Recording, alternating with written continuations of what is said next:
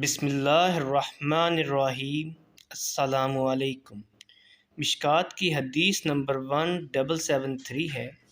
حضرت ابو ہریرہ رضی اللہ تعالیٰ عنہ بیان کرتے ہیں، رسول اللہ صلی اللہ علیہ وسلم نے فرمایا، جو سونے چاندی کا مالک اس کا حق ادا نہیں کرتا تو جب قیامت کا دن ہوگا تو اس کے لیے آگ کی تختیاں بنائی جائیں گی اور انہیں جہنم کی آگ میں تپایا جائے گا، اور پھر ان کے ساتھ اس کے پہلو، اس کی پیشانی اور اس کی پشت کو داغا جائے گا۔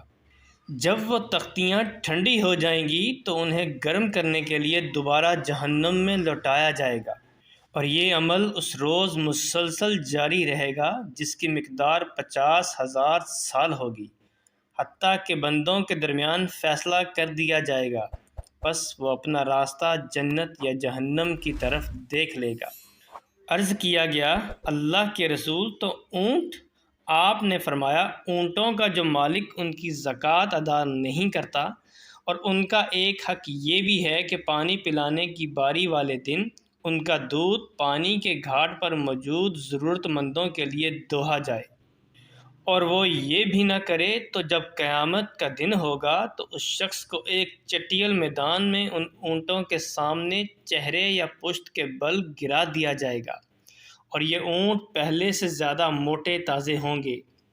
وہ ان میں سے ایک بچے کو بھی گم نہیں پائے گا۔ وہ اپنے کھروں سے اسے روندیں گے اور اپنے منہوں سے اسے کاٹیں گے۔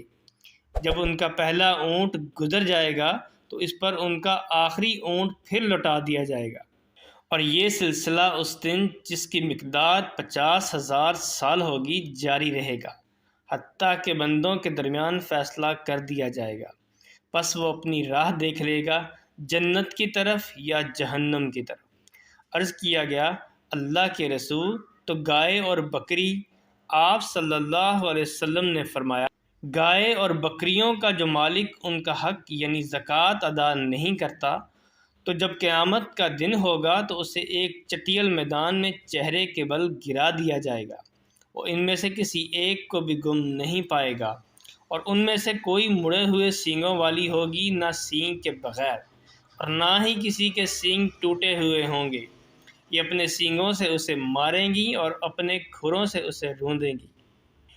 جب ان میں سے پہلی اس پر گزر جائے گی تو اس کی آخری پھر اس پر لوٹا دی جائے گی، اور یہ سلسلہ اس دن جس کی مقدار 50,000 سال ہوگی چلتا رہے گا، حتیٰ کہ بندوں کے درمیان